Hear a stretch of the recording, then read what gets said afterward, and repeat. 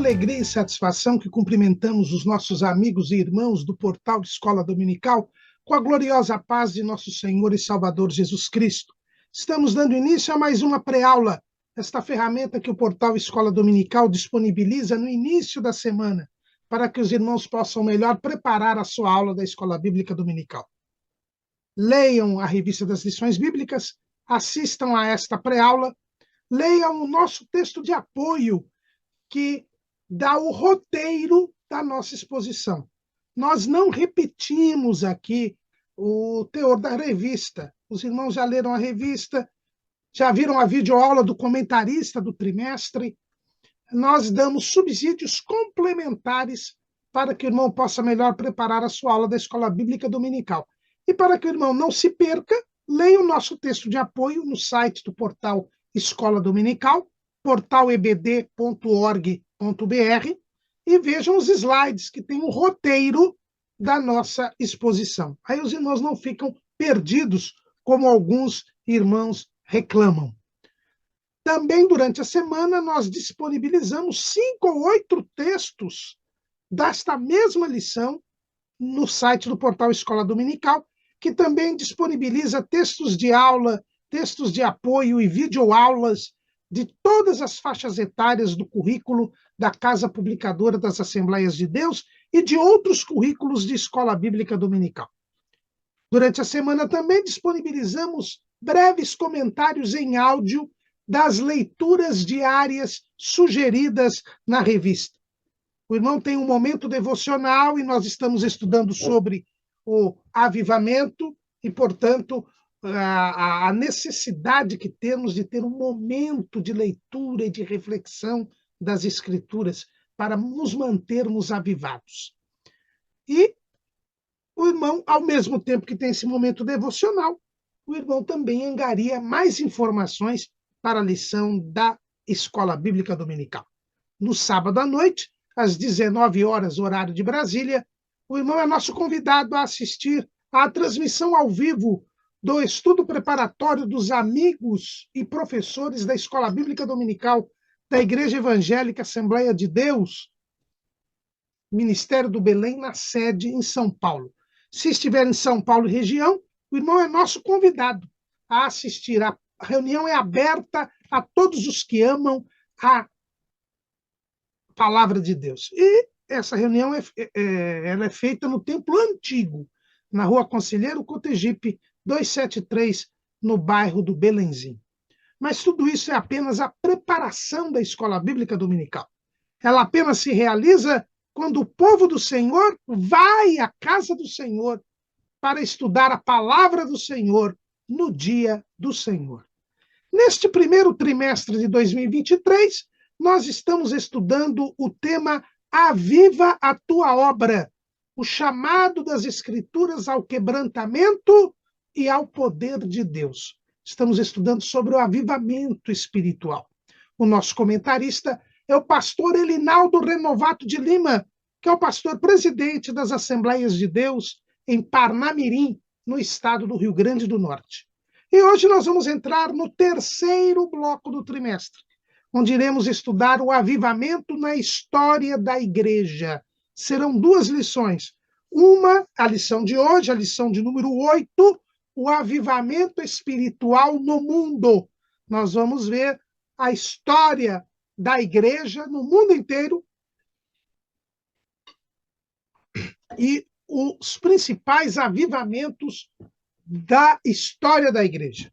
E a próxima lição, nós iremos nos dedicar ao avivamento pentecostal no Brasil.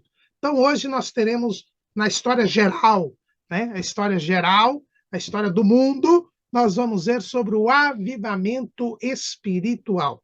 E vamos ver depois, na próxima lição, sobre o avivamento pentecostal no Brasil.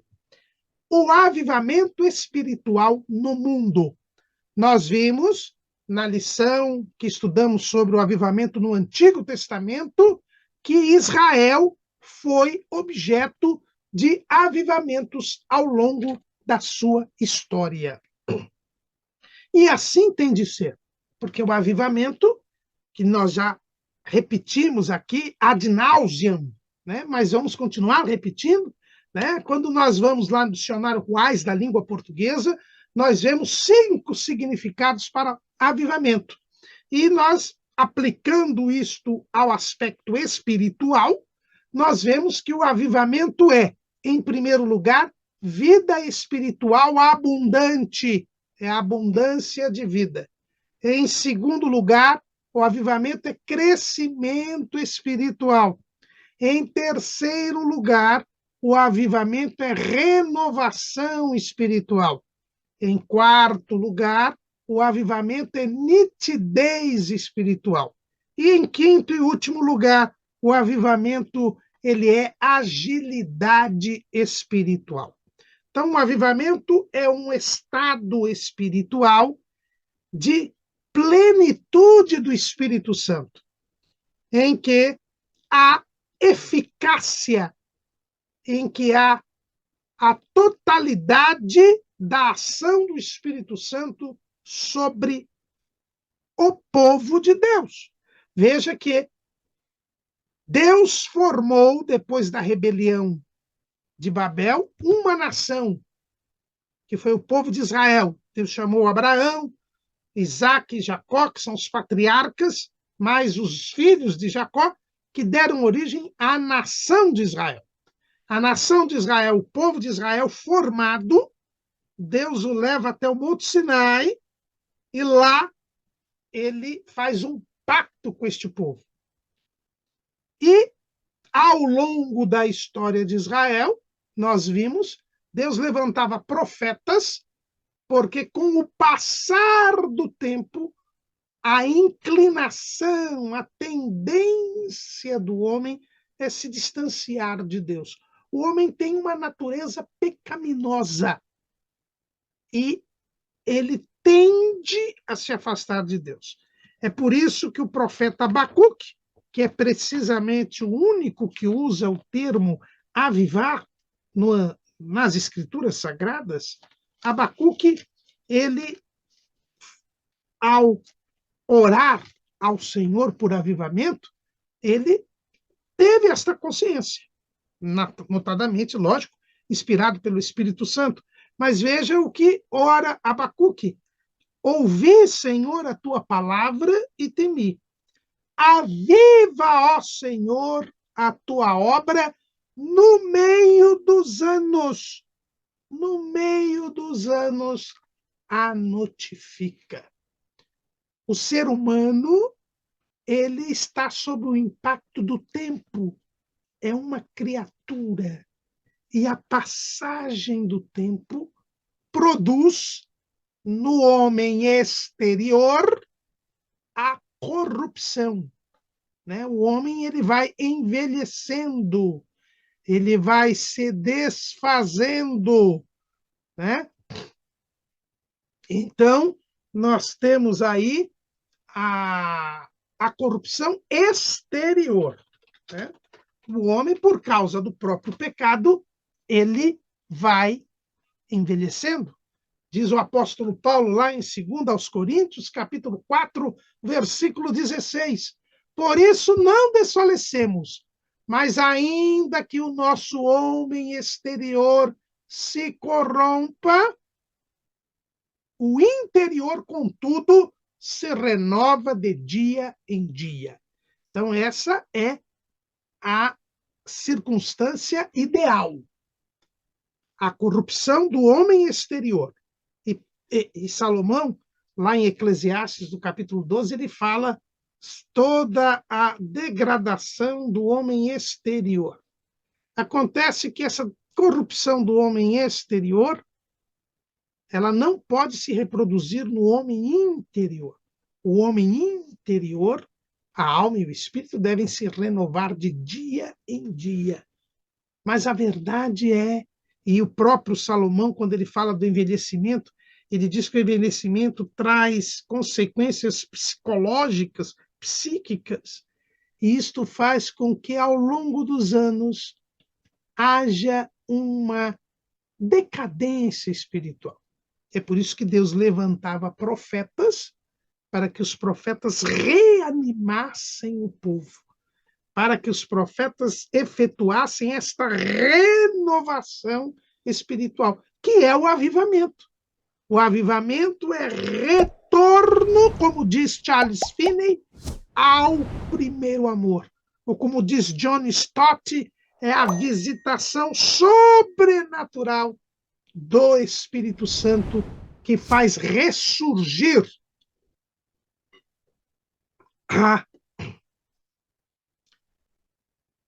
o fervor espiritual, que aquece espiritualmente aqueles que se estavam esfriando, por causa da passagem do tempo. Mas assim como aconteceu com Israel, também acontece com a igreja. Veja que a igreja agora é o povo de Deus, mas é formado de homens, assim como o povo de Israel era formado de homens. E então, de tempos em tempos, o Senhor não levanta mais profetas, porque o Espírito Santo está derramado na igreja. Cada um de nós tem o Espírito Santo, mas Deus levanta homens, Deus faz movimentos que renovam a igreja. E a história da igreja está demonstrando isto. A história da igreja mostra os avivamentos, vários movimentos que Deus tem levantado na igreja. Veja que Jesus mandou que o Espírito Santo ficasse com a igreja e habitasse em cada membro da igreja. Foi o que Jesus disse, ele prometeu lá no Evangelho, segundo escreveu João, capítulo 14, versículo 16. E eu rogarei ao Pai, e ele vos dará outro consolador, para que fique convosco para sempre. O Espírito da verdade, que o mundo não pode receber, porque não o vê nem o conhece. Mas vós o conheceis, porque habita convosco e estará em vós. Este Espírito Santo, ele está sempre com a igreja. E ele fica com a igreja e habita na igreja. Ele é o consolador, o paráclito, aquele que está ao lado da igreja e está dentro de cada membro em particular da igreja. Então, os avivamentos, como nós vimos, já numa lição passada, em o Novo Testamento, na Nova Aliança, os avivamentos, eles são dirigidos pelo Espírito Santo. Não há um profeta que é visitado pelo Espírito Santo e conclama o povo e leva o povo ao arrependimento. É o próprio Espírito Santo que movimenta a igreja. Lógico, há os líderes, há aqueles que Deus escolhe para estar à frente, para presidir o povo. Mas o avivamento se dá na igreja, né? Na igreja. Nos membros, em particular, da igreja. É interessante, e nós vamos estudar os avivamentos na história da igreja, a partir de uma interpretação que eu considero válida, que é a interpretação que vê as cartas que Jesus mandou escrever às 7 igrejas da Ásia Menor, lá no livro do Apocalipse, que mandou João escrever, como sendo os 6 períodos históricos da igreja. São 7 cartas, mas estas 7 cartas, elas dão ideia de 5 períodos da igreja. 6 períodos históricos da igreja. Porque o livro do Apocalipse, ele fala das coisas que João viu, a visão que ele teve de Cristo glorificado na ilha de Patmos, e das coisas que são e das coisas que hão de acontecer. Veja, é o que está escrito lá em Apocalipse 1:19. Escreve as coisas que tens visto, e as que são, e as que depois destas hão de acontecer. Então, o livro do Apocalipse, primeiro, ele registra a visão que ele teve de Cristo glorificado na ilha de Patmos, que é o primeiro capítulo, parte do primeiro capítulo, depois da introdução. Depois, as coisas que são. As coisas que são as cartas às igrejas. É o tempo da igreja, que ocupa os capítulos 2 e 3. Aí, no capítulo 4, ele começa assim: depois destas coisas. Aí são as coisas que hão de acontecer. É o que vai acontecer depois do tempo da igreja. Aí nós temos a grande tribulação, nós temos o milênio, o juízo do trono branco. Tudo isso é depois do tempo da igreja. Então, o livro do Apocalipse, ele tem a descrição da visão do Cristo glorificado, ele tem a descrição do tempo da igreja. É por isso que as cartas, elas representam períodos históricos da igreja.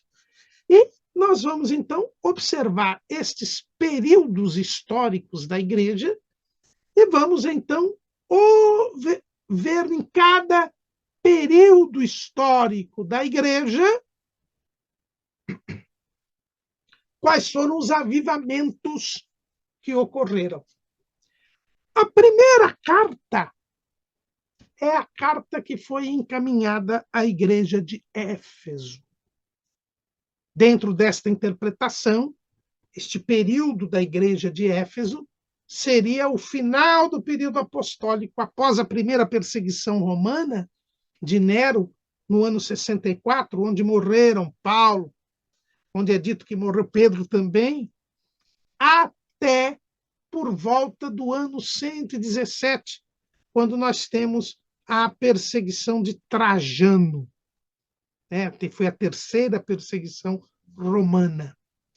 Este período, do final dos tempos apostólicos até mais ou menos a 117. E na carta que Jesus manda escrever para a igreja em Éfeso, ele elogia o trabalho, o zelo doutrinário, mas ele diz que houve o abandono do primeiro amor. E aqui nós vemos, então, que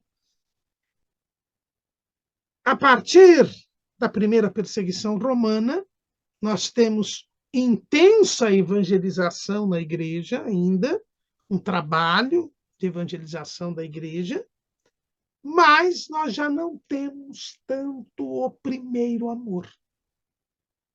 Nós já temos um arrefecimento espiritual. Este período da história da igreja, biblicamente falando, corresponde aos escritos de João. E nós vemos o cuidado que João tem para que o espírito do anticristo não entrasse na igreja, para que as heresias que estavam negando a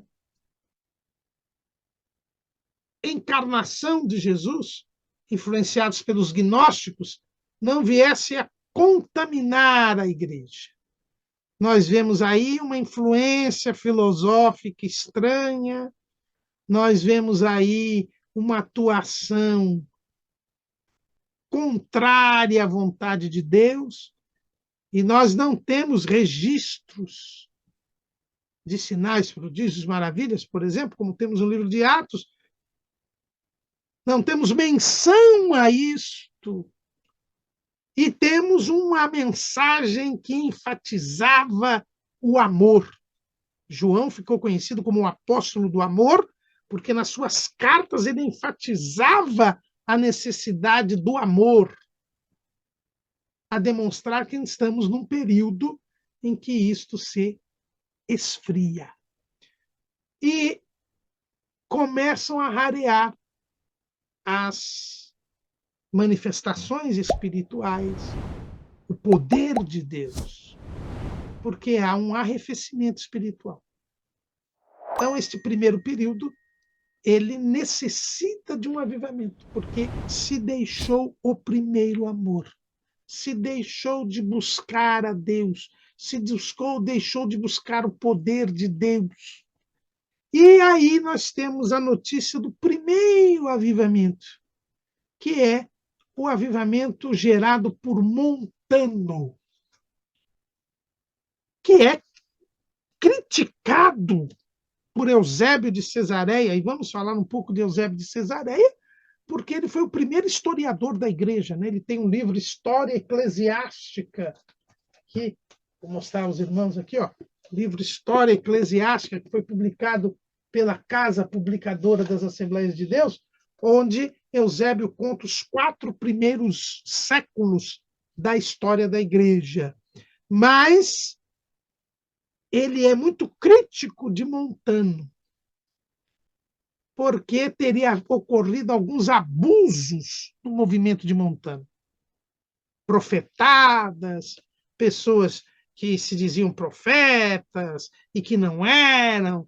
Mas, na verdade, com Montano, nós temos de volta o registro na história da igreja das línguas estranhas, de dons espirituais. Montano, ele traz de volta a busca do poder de Deus. Foi o primeiro avivamento. Né? Montano também trouxe de volta a ideia de que Jesus viria, buscaria a igreja e que haveria um reino milenial, que foi depois abandonado, principalmente por influência de Agostinho, e aí se introduziu um falso ensino na igreja do chamado amilenismo, né? Que hoje ainda é adotado pela Igreja Romana, pelos presbiterianos, né? Que negam que haverá um reino milenial. E o ressurgimento de Israel mostra que a Bíblia tem razão, que a Bíblia é a verdade. Então, também, Montano, ele é criticado por Eusébio de Cesareia, que já estava no momento em que dominava esse falso ensino amilenista. Mas a verdade é que, apesar dos abusos, e hoje nós temos, por exemplo, abusos entre os que se dizem pentecostais, mas Montano trouxe de volta a busca do poder de Deus, a busca do batismo no Espírito Santo, a busca dos dons espirituais. Então, foi o primeiro avivamento que nós temos notícia, que veio no momento em que a igreja estava, como Jesus diz, tinha deixado o primeiro amor. O segundo período da igreja é o período correspondente à igreja de Esmirna. É o período que vai mais ou menos desse ano 117, 120, mais ou menos, até o ano 313. São quase 2 séculos, ou são praticamente 2 séculos, em que a igreja sofre a perseguição do Império Romano. Nero já tinha perseguido a igreja, depois Domiciano perseguiu a igreja, e nessa perseguição de Domiciano foi quando João foi preso na ilha de Patmos, e depois Trajano também, que substituiu Domiciano, perseguiu a igreja. Mas nós vamos ter 10 grandes perseguições mundiais da igreja no Império Romano.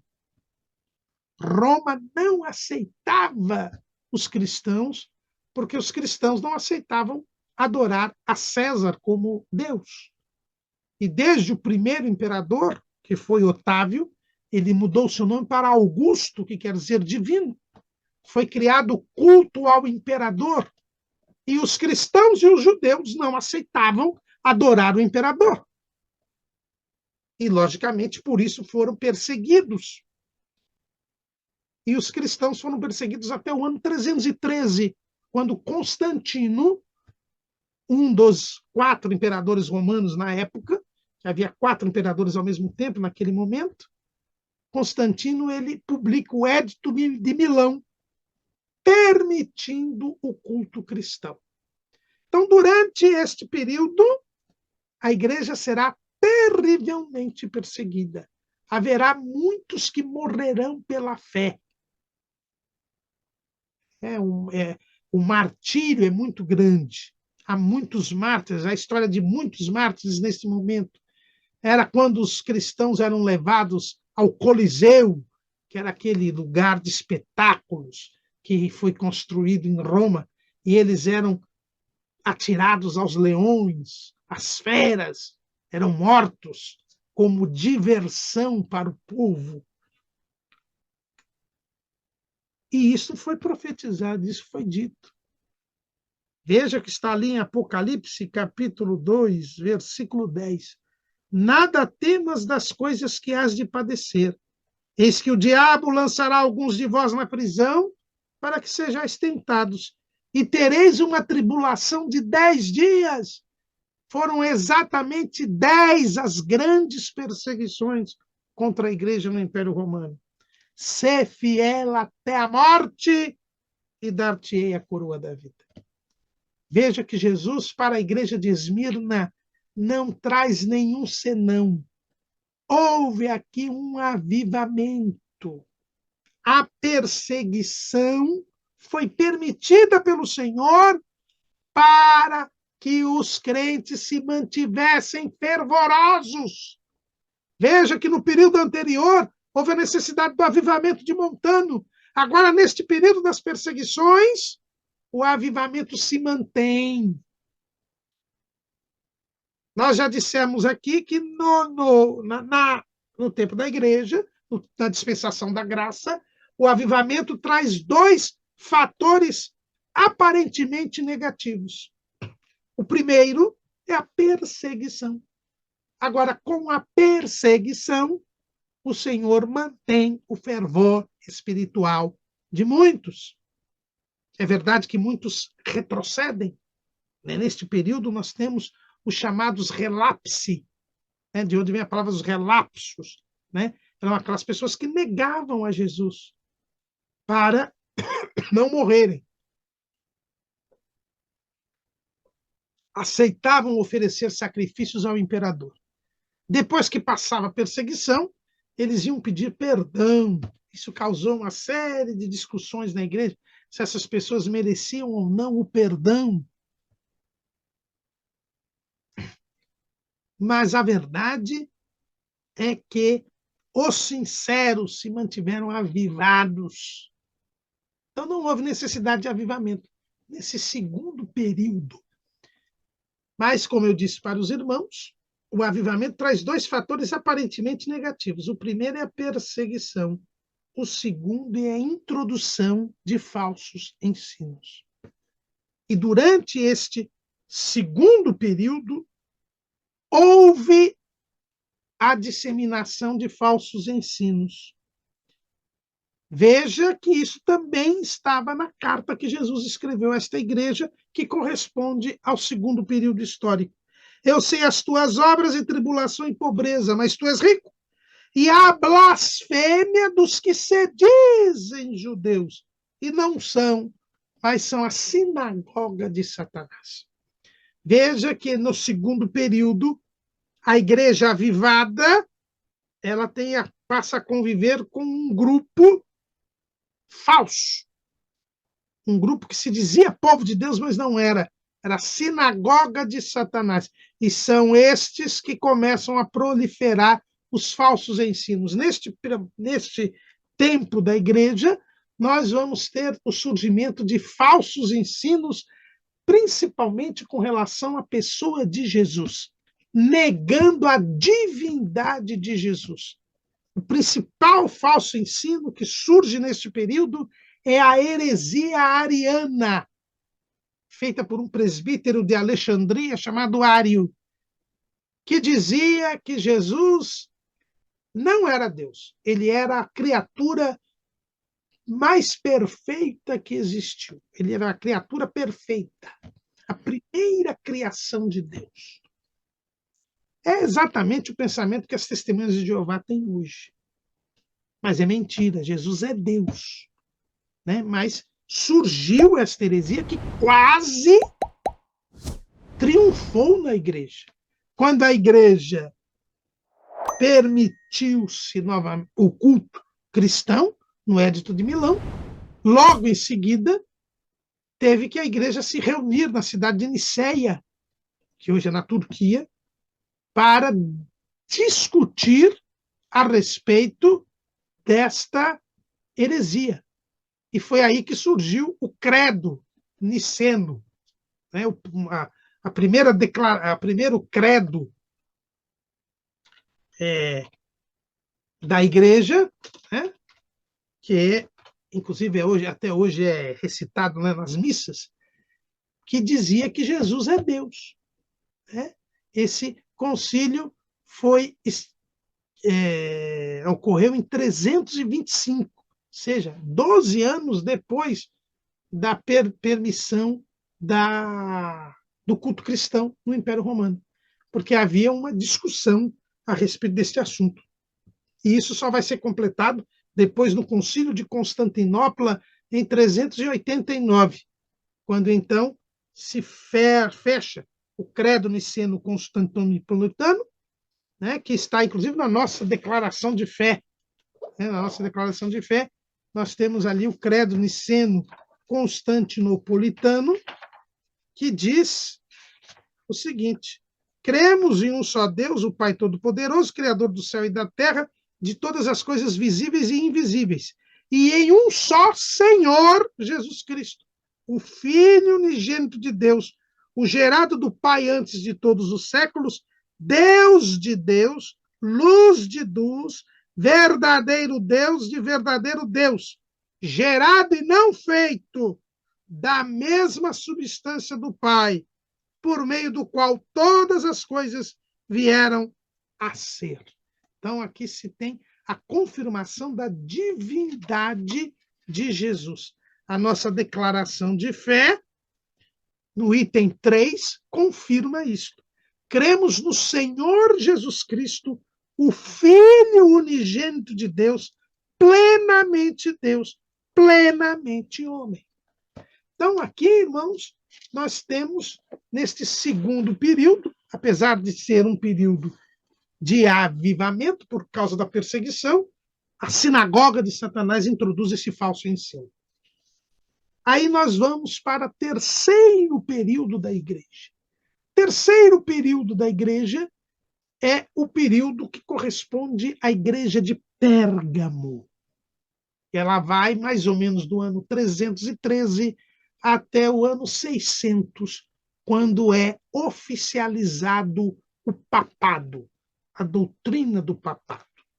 Então, os irmãos já percebem que este período é um período de paganização da igreja.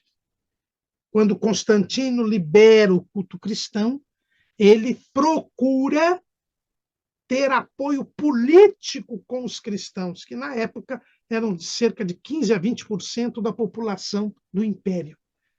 Ele tinha uma estratégia política ao liberar o culto cristão. Era conseguir o apoio político dos cristãos. E para conseguir o apoio político dos cristãos, eles começou a dar cargos aos cristãos, principalmente às lideranças cristãs. E aí ele compromete a igreja com o Império Romano. E as pessoas passam a querer ser cristãs para ter vantagens políticas. E é então aí que nós vamos ver a paganização. Muitas pessoas entram na igreja sem se converter. E nós já vimos que o avivamento, ele inicia pela conversão. Se pessoas não convertidas começam a entrar na igreja e até a liderar a igreja, compromete-se a vida espiritual. E neste movimento, a igreja vai aceitando coisas que não são corretas. É por isso que na igreja de Pérgamo, Jesus diz: eu sei as tuas obras e onde habitas, que é onde está o trono de Satanás. E retens o meu nome e não negaste a minha fé. Ainda nos dias de Antipas, minha fiel testemunha, o qual formou entre vós onde Satanás habita. mas poucas coisas tenho contra ti, porque tem ali os que seguem a doutrina de Balaão, o qual ensinava Balaque a lançar tropeços diante dos filhos de Israel, para que comessem dos sacrifícios da idolatria e se prostituíssem. Assim também tem os que seguem a doutrina dos nicolaítas, o que eu aborreço. Esses falsos ensinos, estas falsas doutrinas foram entrando na igreja, e a igreja foi se paganizando, aceitando crendices, aceitando a idolatria. Começa o culto das imagens, o culto dos santos.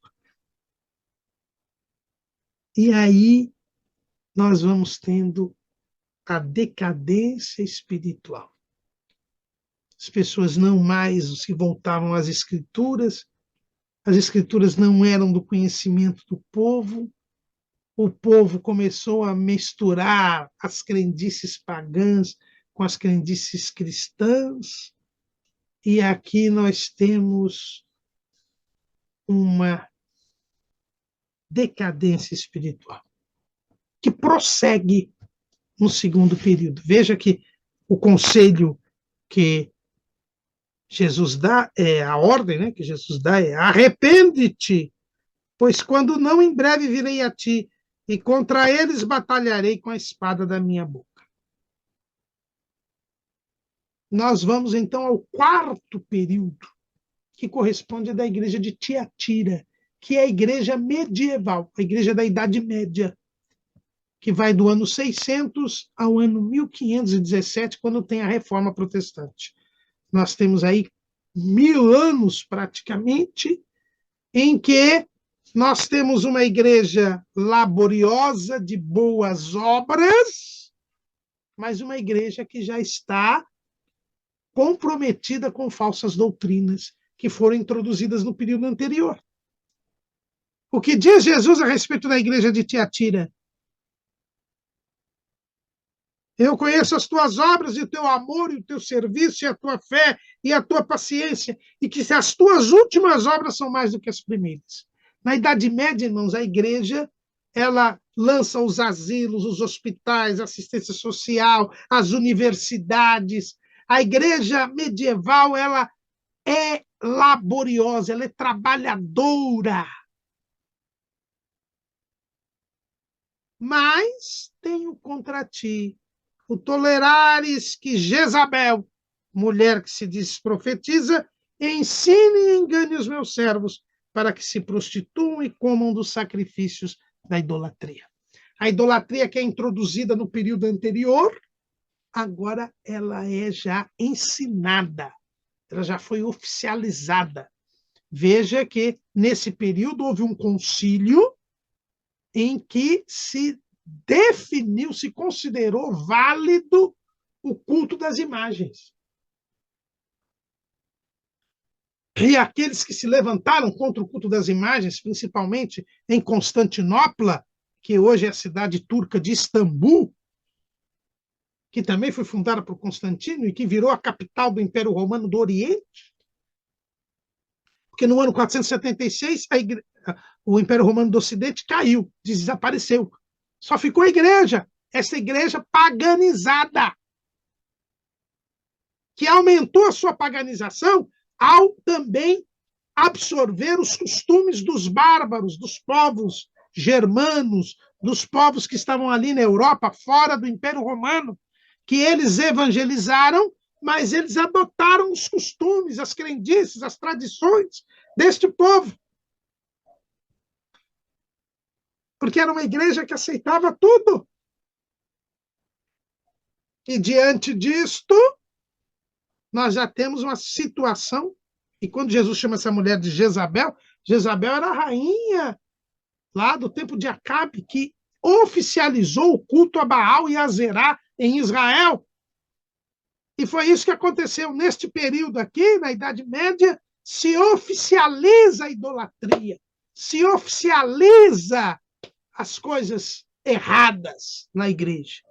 E diante deste comprometimento total da vida espiritual, Deus começa a fazer avivamentos. Então, veja, tinha o avivamento lá com Montano, Mas agora, na Idade Média, nós vamos ter pelo menos 3 grandes avivamentos, que são chamados de pré-reforma. O primeiro deles é o de Pedro Valdo. Pedro Valdo, os valdenses, e até hoje existe a Igreja Valdense. Pedro Valdo era um comerciante da cidade de Lyon, na França. E ele se converteu, leu as Escrituras, se converteu e começou a estudar as Escrituras e a ver que havia uma divergência entre o que estava nas Escrituras e o que era praticado na igreja. E ele, então, ele começa a pregar as Escrituras, a anunciar as Escrituras, e como ele tinha uma certa quantidade de posse, ele começa a mandar fazer as Escrituras, veja que publicar as Escrituras, né? E os seus seguidores, eles começam a pregar de porta em porta, com exemplares das Escrituras. Aí é que surge a figura da colportagem, que nós temos até hoje, o colportor, que é aquele que compra Bíblias, né, a um preço de custo e vende de forma mais barata para que as pessoas tenham acesso às Escrituras. Surgiu com Pedro Valdo. O avivamento, ele começa pela palavra de Deus. Pedro Valdo foi estudar a Bíblia e viu que a Bíblia é a verdade e viu que a igreja estava distante. As crenças, as crendices, as práticas da igreja não correspondiam ao que a palavra de Deus. E ele começou a defender que as pessoas seguissem as Escrituras. E esse movimento cresce de tal maneira que a igreja romana começa a persegui-lo. E se difunde na França, na Suíça, e surgem pregadores. E há notícia de que houve batismos com o Espírito Santo, que houve dons espirituais entre os valdenses. Mas, ao mesmo tempo que Deus levanta Pedro Valdo e o movimento dos valdenses na França e na Suíça, nós temos na Inglaterra o teólogo e sacerdote John Wycliffe. Wycliffe também foi estudar as Escrituras e começou a observar que o que era praticado não correspondia às Escrituras.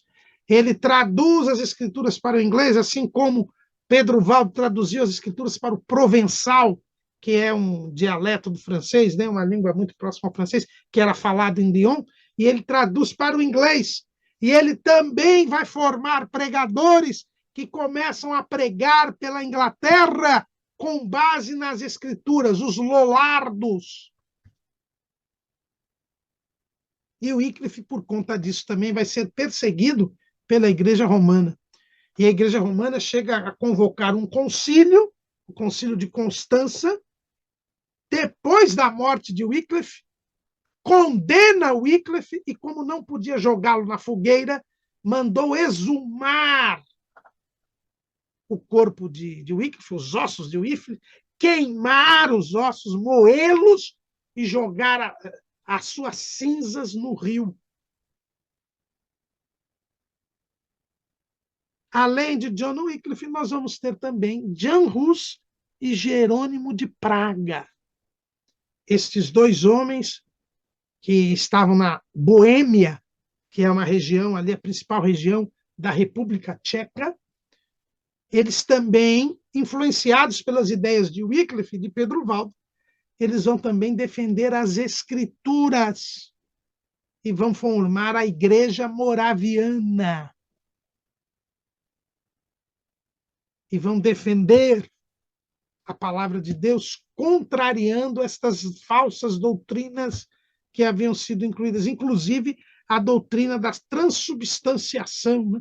que dizia que o pão e o vinho se transformavam no corpo de Jesus e não simbolizavam o corpo, a carne e o sangue de Jesus. Jean Hus será preso e condenado à fogueira. E antes de ser morto, Hus disse para os seus algozes: hoje vocês matam o ganso, porque Rus em tcheco quer dizer ganso. Mas daqui a 100 anos virá o cisne e vocês não poderão matá-lo. E 100 anos depois, nós temos a Reforma Protestante. Nós temos Martinho Lutero, que também, defendendo o retorno às Escrituras, vai se levantar contra a doutrina das indulgências, a doutrina do purgatório, contra a venda de cargos eclesiásticos e os desmandos que havia. E aí, a partir de Lutero, nós vamos ter Zwinglio, Calvino, e haverá um grande movimento espiritual que rompe com a idolatria na igreja, rompe com o culto às imagens, com o culto aos santos. E aí nós vamos ter a confirmação do avivamento da pré-reforma. E nós vamos ter a reforma. Nós vamos ter o retorno às Escrituras, o retorno à palavra de Deus e o abandono de todos esses desvios doutrinários. Mas a reforma, ela não representou o fim dos problemas. Veja que agora nós vamos para o quinto período da história da igreja, representado pela igreja de Sardes. Para a igreja de Sardes, Jesus diz: eu sei as tuas obras, que tem nome de que vives e estás morto. Sê vigilante, confirma o restante, que estava para morrer, porque não achei as tuas obras perfeitas diante de Deus. Lembra-te, pois, do que tens recebido e ouvido, e guarda-o e arrepende-te. E se não vigiares, virei sobre ti como um ladrão, e não saberás a que hora sobre ti virei. Vejam, irmãos, que a reforma protestante foi um grande avivamento espiritual.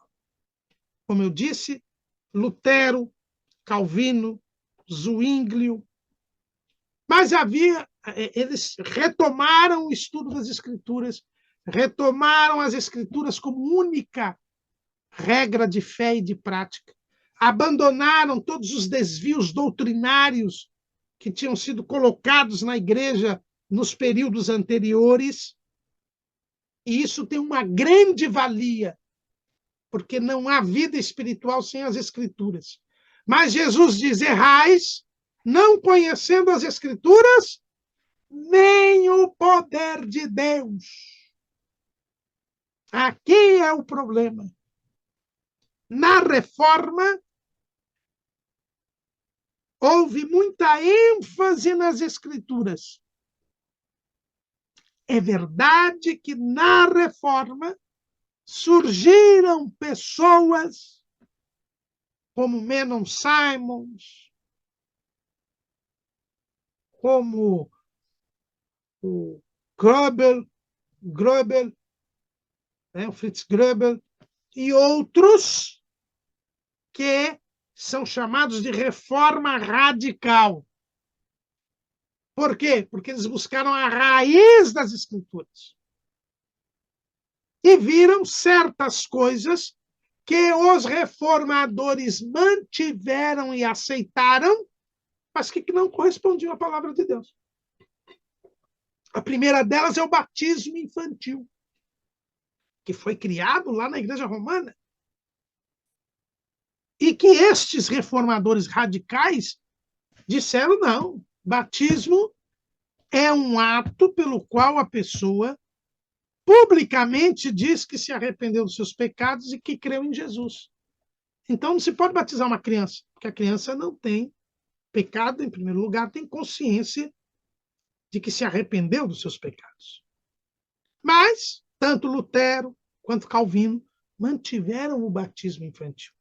Então, esses que não aceitaram, porque não está na Bíblia, foram chamados de anabatistas, que quer dizer aqueles que dizem que precisa batizar, que não vale o batismo infantil.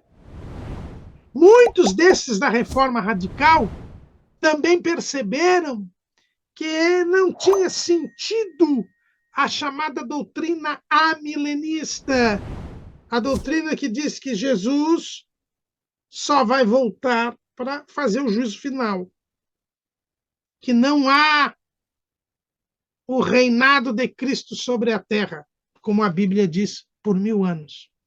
E eles começaram a defender isto, que já era defendido lá por Montano, que é o que está na Bíblia. E também não aceitaram o convívio da igreja com o Estado, que não foi rompido. Veja que nós vimos que aquele convívio, aquele comprometimento da igreja com o Estado foi um dos motivos que levou à paganização, e tanto Lutero quanto Calvino defendiam este comprometimento da igreja com o Estado. Eles eram contrários a isso. Até na Inglaterra surgiram os chamados não conformistas, que é aqueles que não se conformavam com as medidas políticas que foram geradas para manter lá na Inglaterra, tanto que se criou a igreja anglicana, né? Esses não conformistas, que também eram chamados de puritanos.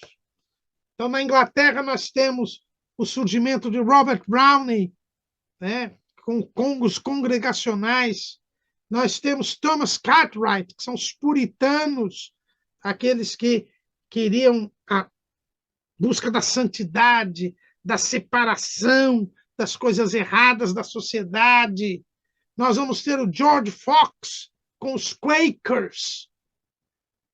São pessoas que vão querer uma vida de santidade, de santificação, que não vão aceitar as coisas da sociedade que já eram tradicionais e que os reformadores não quiseram mexer, não quiseram retirar. E são estes homens que são aqui. Por isso que eu sei as tuas obras, mas tem nome de que vives e estás morto. E é por isso que Jesus diz, olha, aquilo que você recebeu e ouviu, quer dizer, o que o Espírito Santo iluminou vocês para ver que a verdade está nas Escrituras, guarda isso. Rompe com essas coisas que as Escrituras condenam. Mas eles não romperam. É por isso que há necessidade do surgimento de um avivamento, mesmo depois da Reforma Protestante, ou por causa dela.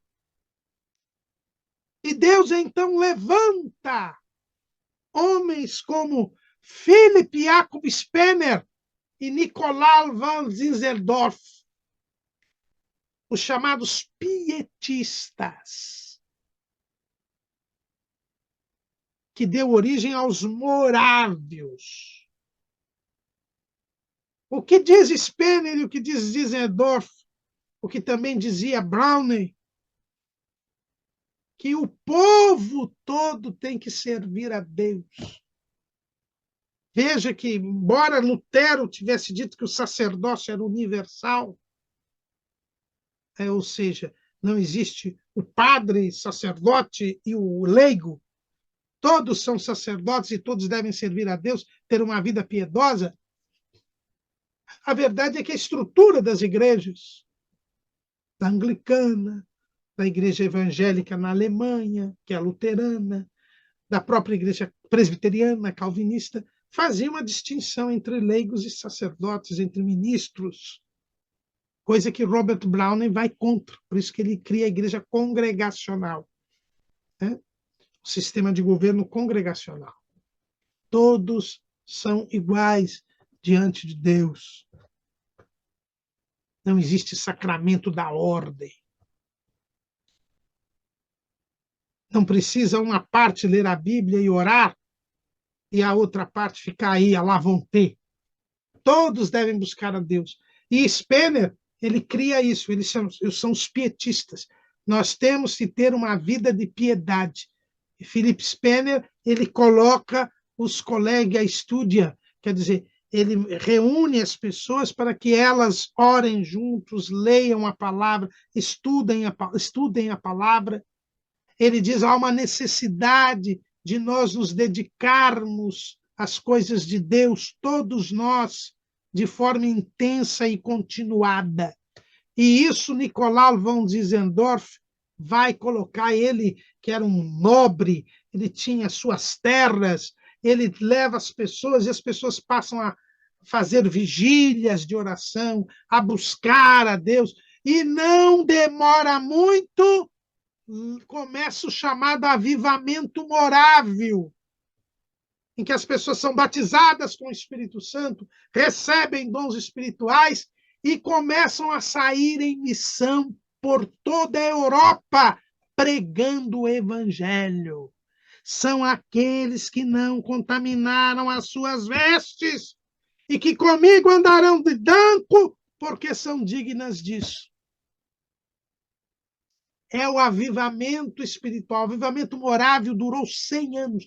Durante 100 anos, nas terras de Zinzendorf, as pessoas oravam todos os dias. Houve oração incessante por conta disto. E o avivamento foi tão grande que a Morávia ali, né, na República Tcheca,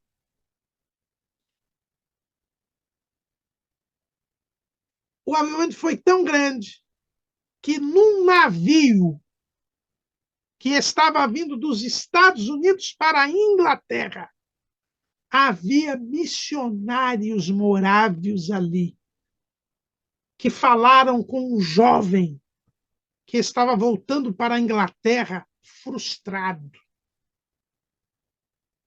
porque tinha ido em missão para os Estados Unidos, que ainda não era um país, era colônia da Inglaterra, eram colônias, né, as 13 colônias. Ele tinha ido evangelizar os índios, não tinha dado certo, e ele estava voltando decepcionado. Mas era um moço que, durante o tempo que estudou na universidade, se dedicou à oração, se dedicou à palavra de Deus, tanto que tinha um grupo que se chamava Clube Santo, porque procurava se ver separado do pecado e buscar a Deus. E esses missionários que, vindo lá da Morávia, estavam num navio que vinha dos Estados Unidos para a Inglaterra, pregaram para este moço, que já era um sacerdote anglicano, missionário anglicano, que era John Wesley. E John Wesley se converte de verdade por aqueles missionários. E quando ele desce na Inglaterra, ele inicia o avivamento metodista e incendeia a Inglaterra pregando ao ar livre, pregando o evangelho. 2, 3, 4 pregações por dia durante décadas, enfatizando a necessidade da santificação, a necessidade da busca do conhecimento das Escrituras e da oração e da busca de Deus. Há muitas controvérsias, mas o melhor entendimento é que Wesley foi batizado com o Espírito Santo. Ao lado dele, um outro grande, que era colega dele, George Whitefield, isso.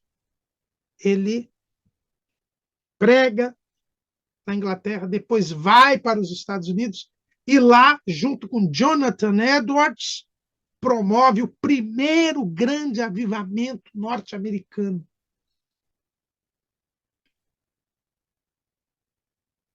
Levando aquele povo, que ainda era colônia, a se converter e a ser a base da potência mundial que hoje são os Estados Unidos da América. A base cristã evangélica dos Estados Unidos surgiu neste primeiro grande avivamento e foi depois reforçada no segundo grande avivamento, que ocorreu 100 anos depois.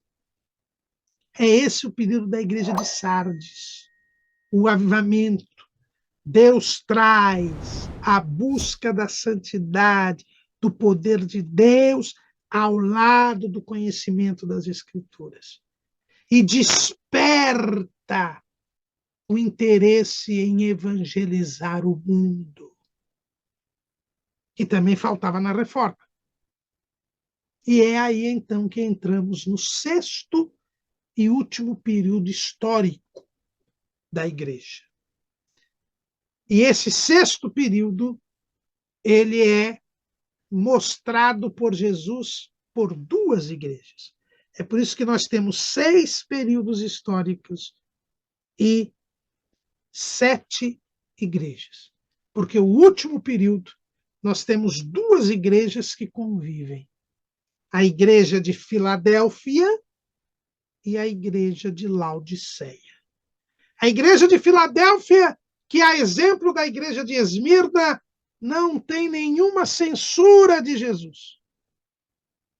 Ao passo que a igreja de Laodiceia não tem nenhum elogio de Jesus. É a única igreja que Jesus não elogia nada. Veja que a igreja de Esmirna, Jesus só elogia. A igreja de Filadélfia, Jesus só elogia. As outras igrejas, Éfeso, Tiatira, Pérgamo e Sardes, Jesus tem elogios e tem críticas, censuras. Mas a igreja de Laodiceia só tem censuras. Esse é o sexto período, que começa mais ou menos no século XIX, XX. Não, século XVIII, XIX. A igreja de Filadélfia, Jesus diz, eu sei as tuas obras. Eis que diante de ti pus uma porta aberta e ninguém a pode fechar. Qual foi a característica do final do período histórico de Sardes? Correspondente a Sardes? O despertamento missionário, o avivamento morável. Os missionários que foram e converteram, ganharam a Wesley. Wesley que foi e ganhou aos Estados Unidos, a Inglaterra, e depois manda missionários para os Estados Unidos. Surge um movimento missionário. William Carey é um nome que se destaca. Ele que vai para a Índia pregar o evangelho. Da Inglaterra vai para a Índia pregar o evangelho. Começam as agências missionárias. O próprio crescimento, veja como Deus faz. A Inglaterra, por causa da Revolução Industrial, se torna a grande potência mundial nessa época. E é justamente o palco do avivamento. E a Inglaterra, com seu poderio, faz com que missionários tenham grande facilidade para pregar nas mais remotas terras do mundo, justamente por causa do Império Britânico. Veja, a Índia mesmo estava sob o domínio britânico. Para onde vai William Carey? E começam a ir missionários por todas as partes do mundo a pregar o evangelho. Diante de ti pus uma porta aberta. A porta da pregação da palavra. A porta da busca da santidade, do poder de Deus. Nós temos o segundo grande avivamento nos Estados Unidos, motivado muito pelos metodistas. Nós temos Charles Finney, este grande estudioso do avivamento, que é o grande nome desse segundo avivamento. Nós temos pregadores e ganhadores de almas como Moody. É o evangelho se espalhando pelo mundo inteiro. É a igreja de Laodiceia, que também tem que enfrentar a sinagoga de Satanás. E aí nós temos a igreja de Laodiceia. É a igreja morna, a igreja comprometida com o mundo. A igreja que larga Jesus, põe Jesus do lado de fora. Por isso que Jesus diz: eis que estou à porta e bato. E a igreja da autossuficiência, a igreja da falta de graça, a igreja da cegueira espiritual. A falsa igreja, a igreja paralela, que convive com a igreja missionária, a igreja cheia do poder de Deus, a igreja que guarda a palavra de Deus. Tendo pouca força, guardaste a minha palavra e não negaste o meu nome. E é esta igreja que chega ao final deste período, e aqui nós vamos fazer uma outra alusão alegórica, uma outra alegoria, uma outra figura bíblica. Jesus, quando prega lá em Nazaré, na terra onde foi criado, ele diz que se cumpria uma profecia de Isaías naquele dia que ele chegou ali. Vamos lá em Lucas capítulo 4, versículo 18. O Espírito do Senhor é sobre mim, pois que me ungiu para evangelizar os pobres, enviou-me a curar os quebrantados do coração e a pregoar liberdade aos cativos, a dar vista aos cegos e a pôr em liberdade os oprimidos, a anunciar o ano aceitável do Senhor. E cerrando o livro e tornando a dá-lo ao ministro, assentou-se, e os olhos de todos na sinagoga estavam fitos nele. Então começou a dizer-lhes: hoje se cumpriu esta escritura em vossos ouvidos. Jesus veio anunciar o ano aceitável do Senhor. Veio salvar, curar, batizar no Espírito Santo. E a igreja continua a sua obra. Então, o ano aceitável do Senhor é o tempo da igreja. Jesus veio anunciar o ano aceitável do Senhor. E o ano aceitável do Senhor começa quando? Começa na Páscoa. Aí nós vamos ao calendário judaico. O ano judaico, o ano religioso judaico, começa na Páscoa. A Páscoa se dá no primeiro mês. No dia 14 do primeiro mês, que é o mês de Nisan ou Abib. O ano aceitável do Senhor começa na Páscoa e termina na festa das trombetas.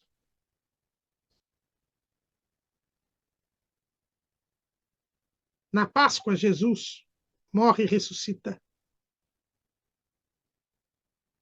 Ressuscita no dia das primícias. Depois, nós temos o Pentecostes. 50 dias depois da Páscoa. A igreja começa a pregar o evangelho. Depois de Pentecostes, a próxima festa é a festa das trombetas, no primeiro dia do 7º mês, quando começa o ano civil. Já no mês da colheita. Tanto que no dia 15 começa a festa dos tabernáculos, que é, entre outras coisas, a gratidão a Deus pelo término da colheita. Na Páscoa, na primavera lá,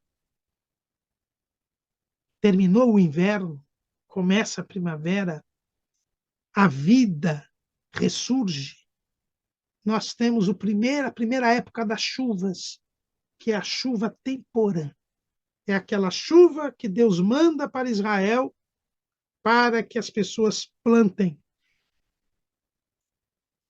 Aí, no 7º mês, vem a segunda época das chuvas, a chamada chuva serôdia, que é aquela chuva que Deus manda para dar o final da força para a colheita, para trazer a força, o vigor final para que depois se tenha a colheita. Jesus vem anunciar o ano aceitável do Senhor.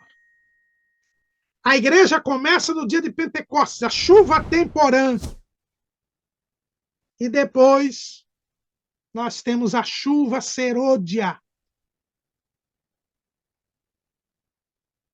Aí vem o último grande avivamento da igreja, a chuva serôdia, antes do arrebatamento da igreja, que é o avivamento pentecostal. Embalado pelo movimento, pelo avivamento metodista, pela busca da santidade, nós temos o surgimento dos movimentos de santidade. Nós temos o movimento dos irmãos, feito por John Nelson Darby. E John Nelson Darby, ao estudar a palavra de Deus, ele percebe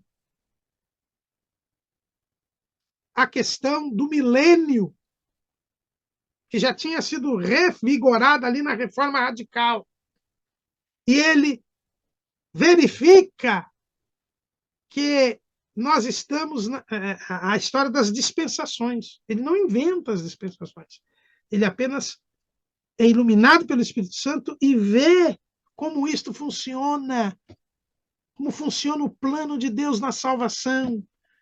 E começa a mostrar que brevemente Israel voltará a existir. E começa a mostrar que brevemente Jesus virá arrebatar a igreja. Edward Irving, também, lá na Igreja Apostólica de Londres, começa a falar sobre o imediato retorno de Cristo, sobre a restauração de Israel. Surge o movimento adventista com William Miller, que não tinha ainda a questão do sábado. É verdade, ele errou, ele disse que Jesus ia voltar em 1847, depois de 1848, Jesus não voltou, mas se renova a pregação da volta de Cristo.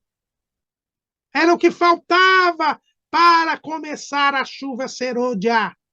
É preciso buscar o conhecimento das Escrituras, mas é também preciso buscar o poder de Deus, porque Jesus breve vem. E é em cima destes pilares que vem a chuva serôdia. Em 1900, no seminário Topeka, Kansas, Charles Parham, estudando a Bíblia, chega à conclusão que o batismo com o Espírito Santo tem por sinal falar em línguas estranhas. E começam seus alunos a buscar o batismo com o Espírito Santo. E Jesus batiza com o Espírito Santo. Entre as pessoas que ouvem isso está William Joseph Seymour, que a partir de 1906 irá dirigir a missão de fé apostólica na Rua Azusa, em Los Angeles. E Deus, então, irá iniciar um grande avivamento. E da Rua Azusa irão sair missionários para todo o mundo, pregando que Jesus batiza com o Espírito Santo. Mas já no meio do século XIX, nós vamos ter movimentos pentecostais em várias áreas do mundo. Na Rússia, na Armênia, Demos Shakarian, que irá fundar depois a ADONEP, a Associação dos Homens de Negócio do Evangelho Pleno, conta no seu livro, O Povo Mais Feliz da Terra, que seu avô, lá na Armênia, viu manifestações de batismo com o Espírito Santo e dons espirituais, creu em Jesus ali, e por causa de uma profecia saiu da Armênia antes daquele genocídio que foi feito pelos turcos lá. e migrou para os Estados Unidos. Na Suécia, nós temos movimentos, porque quando Daniel Berg vai para a Suécia, sai dos Estados Unidos e vai para a Suécia visitar seus pais, ele fica se conhecendo, sabendo que um amigo seu, Levi Petrus, tinha aceitado o batismo com o Espírito Santo, tinha sido batizado com o Espírito Santo, por causa de movimento surgido ali na Noruega e na Suécia. Deus vai começando a levantar homens e mulheres em várias partes do mundo, porque é o momento da chuva serôdia.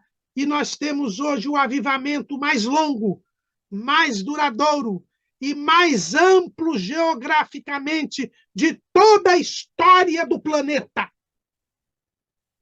Desde 1900, estamos em 2023. Mesmo os tempos apostólicos duraram mais ou menos do ano 30 ao ano 100, 70 anos. E olha que a partir do ano 64, como nós já vimos, já havia um arrefecimento espiritual. Podemos dizer aí que foi 30 anos de avivamento. Nós hoje temos 120 anos. 120 anos. E atingindo o mundo todo. É o maior avivamento. Porque é o último. É o último. É a chuva serôdia. Porque brevemente a trombeta soará. E terminará o ano aceitável do Senhor. Porque a festa das trombetas anuncia o julgamento de Deus. O juízo de Deus. Tanto que até hoje, os judeus, quando comemoram o Rosh Hashanah, que é a festa das trombetas, o Ano Novo Judaico, eles falam que é o dia do julgamento de Deus. Pois é, ao longo da história da igreja, o Espírito Santo, que está conosco e habita em nós, nunca permitiu que o seu povo se perdesse, que o seu povo se desviasse. Sempre fez o povo lembrar o que Jesus tinha ensinado e fez o povo voltar às Escrituras, voltar à oração, voltar ao jejum, voltar ao primeiro amor e, com este amor, pregar o Evangelho e ganhar almas para o Senhor. Assim tem Deus operado. E nós temos que ter muito cuidado, porque vivemos o último e grande avivamento. Breve a trombeta soará. E aí nós saberemos. Quem guardou a palavra, não negou o nome de Jesus e entrou pela porta que Jesus abriu e que ninguém pode fechar. Igreja de Filadélfia. Aquela que será guardada da tribulação. E quem se comprometeu com o mundo, quem perdeu a graça, quem é autossuficiente, quem é cego espiritual, esse será vomitado pelo Senhor. Que Deus nos guarde. Que ao soar da trombeta, sejamos a igreja de Filadélfia.